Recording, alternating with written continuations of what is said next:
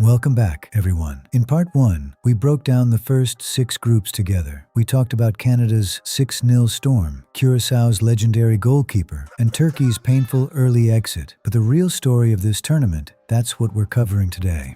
We're going from Group G all the way through Group L. 6 groups, 6 stories.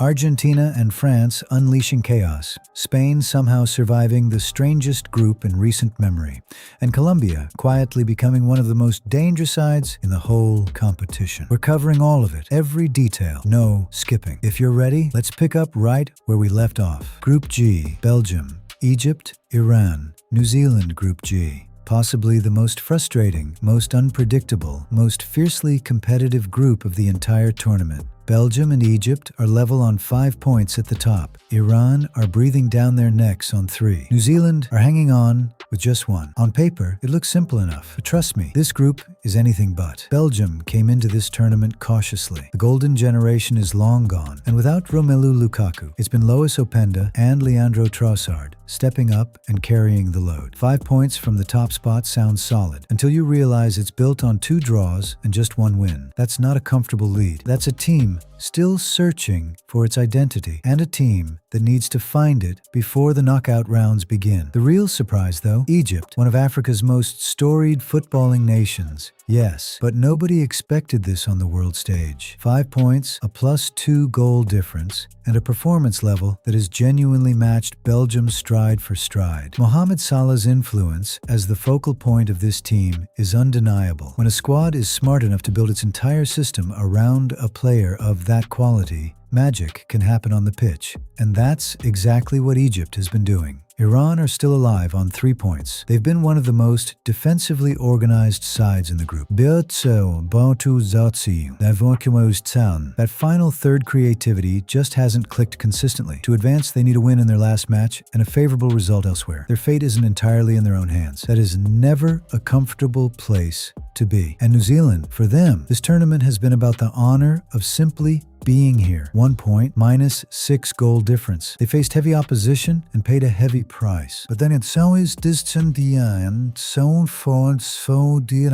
Group H, Spain, Cape Verde, Uruguay, Saudi Arabia. Now, let's get to one of the strangest, most baffling, most unexpected groups of this entire World Cup. Group H. Spain are through with 7 points. That part makes sense. But second place, Cape Verde. Yes, you read that right. Cape Verde sitting on 3 points, ahead of both Uruguay and Saudi Arabia. Nobody, and I mean nobody, had this on their bingo card at the start of the tournament. Uruguay, a South American giant, a nation with World Cup history running through its veins, currently level with a small island nation, and unable to control their own destiny. It's the most vivid reminder of why football on paper means absolutely nothing once the whistle blows. Spain, meanwhile, have been in a class of their own. The spark down the flanks from Lamine Yamal and Nico Williams. The metronome control in midfield from Pedri and Rodri. La Roja aren't just winning games in this tournament, they're suffocating opponents. A clean sheet record that makes them arguably the most defensively solid side in the competition. Cape Verde's journey to this point deserves its own documentary. 3 points, a 0 goal difference, built on discipline, organization, and a collective belief that no one outside their own dressing room shared. This is exactly why the 48-team format is so special. These moments, these impossible stories, they can actually happen now.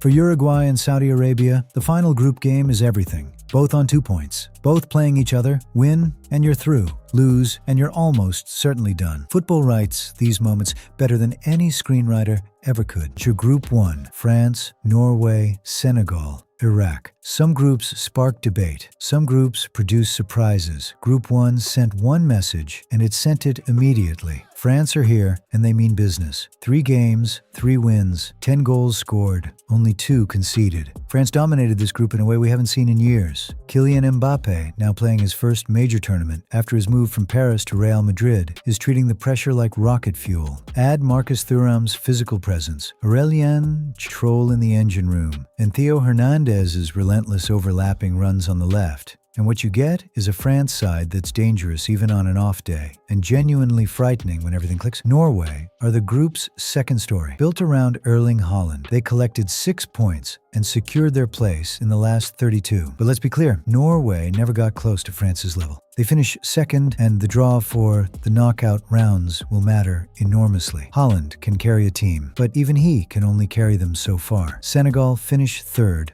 on 3 points. Without Sadio Mané, many wrote them off before a ball was kicked. But this is a young, dynamic squad that refuses to fold. They're still alive in the third place standings, though nothing is guaranteed at this stage. D. Group J. Argentina, Austria, Algeria, Jordan. Every time I look at this group, one question keeps coming back to me. Is this Lionel Messi's last dance or his last triumph? Argentina, 3 games, 3 wins, 8 goals scored, 1 conceded. The reigning world champions have not paused, not blinked, not given an inch. When Messi is on the pitch, Argentina become a completely different team. And that's not something you can put into statistics. Julian Alvarez's clinical finishing, Alexis Mac Allister's intelligence in the middle of the park, Lisandro Martinez's composure at the back. This Argentina might be more experienced, more complete than the side that lifted the trophy in Qatar, but this group had more than just Argentina. Austria and Algeria are both on 4 points, locked together in a fight for second place. Austria, despite David Alaba's extended absence, have been remarkably organized and disciplined. Algeria have been one of the more intriguing African sides in the tournament, their fate hanging on the final match day, where they could either advance